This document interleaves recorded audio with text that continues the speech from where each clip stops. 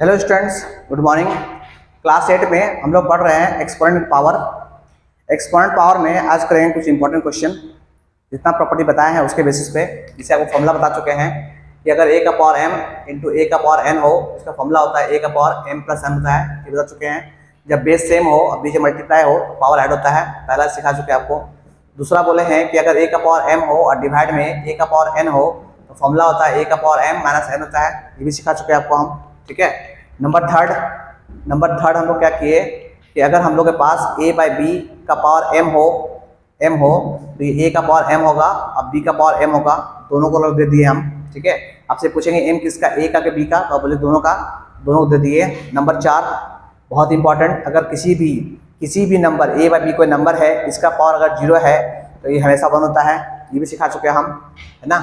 Number 5 अगर आपके पास a और b का पावर m है, इसको आप a का पावर m इंटू b का पावर m ले सकते हैं इसको आप, ठीक है, क्योंकि दोनों का ये m दोनों के लिए है। नंबर 6 है ना, नंबर 6 क्या सर, नंबर 6 अगर आपके पास a का पावर m है ना इंटू b का पावर m, अगर ऊपर सेम हो, बेस सेम हो, सॉरी पावर सेम हो, इसको बेस बोलते हैं, पता ना, बेस बोलते हैं, इसको बोलते हैं पावर। क्या बोलते हैं? पावर।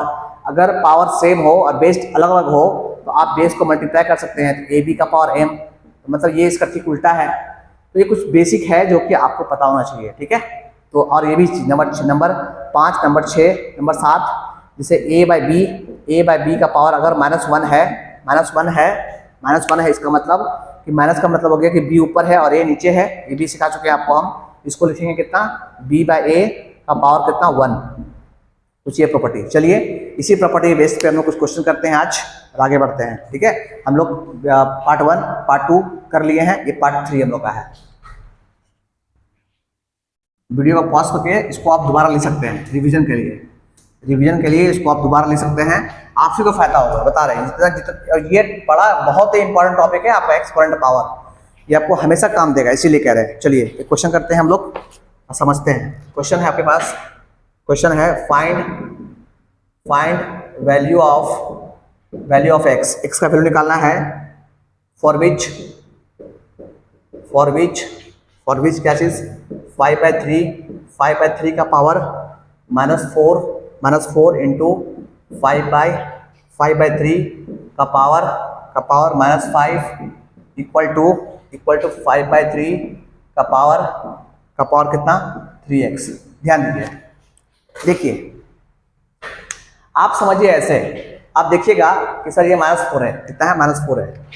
समझिए ऐसे, अभी आपको हम सिखाएं कि अगर पावर में माइनस है, इसका मतलब ये ऊपर है और ये नीचे है। सबसे पहला काम ये कीजिए, पहले आप इसको लिखिएगा 3/5 का पावर कितना, 4। सबसे पहला काम, इंटू का इंटू, यहाँ माइनस है, इसका मतलब ये ऊपर और ये नीचे, मतलब ये उलट जाएगा, तो 3/5 का पावर कितना, 5, ठीक, ये हो गया। इक्वल टू में क्या, इक्वल टू में 5/3 का पावर में 3x। ये क्वेश्चन उतार दिया हम लोग, ठीक है। चलिए अब क्या करते हैं, अब देखिए बेस सेम है, देखिए 3/5 बेस सेम है तो पावर क्या होगा, जुट जाएगा। तो बेस सेम है तो 3/5 का पावर कितना, 4 + 5 कितना हो गया, 9, और इक्वल टू में कितना, 5/3 का पावर में कितना, पावर में 3x। अब ध्यान दीजिए, हमको x निकालना है। हम लोग को देखना है कि जैसे 3/5 है और ये 5/9 है, हम लोग चाहते हैं कि पावर बेस जो है, बेस वो सेम हो जाए। क्या हो जाए, सेम हो जाए। सेम कैसे होगा सर, अगर इसको उलट दें, दोनों का बेस सेम हो जाएगा। उससे क्या फायदा होगा सर, उससे फायदा होगा कि अगर बेस सेम हो गया तो पावर भी सेम होता है। ये भी याद रखिएगा। क्या बोले, अगर a = b है और पावर में अगर m है और इसका पावर भी m है, अगर पावर सेम है तो बेस भी सेम होगा, ठीक है। तो हम क्या बोल रहे हैं, अगर a है ना, अगर a का पावर m और b का पावर, अगर a का पावर m और a का पावर n है, बेस सेम है तो पावर भी सेम होगा। यहां से हम बोलेंगे कि m = n होगा। ये भी आपको इंपॉर्टेंट चीज है, याद होना चाहिए। क्या बोले, अगर बेस सेम है तो पावर भी सेम होगा, ठीक है। उसी का इस्तेमाल यहां करेंगे हम लोग। देखिए यहां करेंगे कैसे। तो हम लोग क्या करते हैं, दिस इज 3/5 का पावर 9, इसको अगर उलट देंगे तो ऊपर 3/5 हो जाएगा का पावर, उलट देंगे जिसे यहाँ पे -8 हट गया था तो यहाँ माइनस आपका आ जाएगा, माइनस का 3x आ जाएगा, ठीक है। अब देखिए दोनों का बेस सेम है तो पावर सेम होगा, पावर मतलब 9 बराबर कितना, -3x।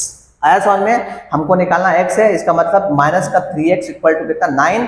तो यहाँ से देखा जाए तो मेरे लिए x इक्वल टू कितना आ गया, x इक्वल टू हो गया 9 बाई माइनस का 3, कर दीजिएगा 3 टाइम में, तो x इक्वल टू कितना हो गया -1/1, नहीं -3/1, कितना आ गया ऊपर 3/-1, माइनस कभी नीचे होता नहीं है, ऊपर चला जाएगा, x इक्वल टू हो जाएगा -3। लीजिए आपका x आ गया, इस तरह से आपका x आ गया। ठीक है, तो इस तरह क्वेश्चंस कुछ है जो कि आप खुद से ट्राई कर लीजिएगा, बनाइएगा। आपके पास जो भी क्लास का जो बुक्स है, और पहले पार्ट 1, पार्ट 2 और पार्ट 3 देख लीजिए, और फिर रफ कॉपी निकाल के क्वेश्चन लिख के खुद से बनाने की कोशिश कीजिए। अगर फिर भी आपको दिक्कत होता है आप कमेंट कीजिए, आपको हम सॉल्यूशन फिर से देंगे बना के, फिर से समझाएंगे उसको हम फिर से। ठीक है, तो आज के लिए इतने करते हैं हम लोग। Thank you.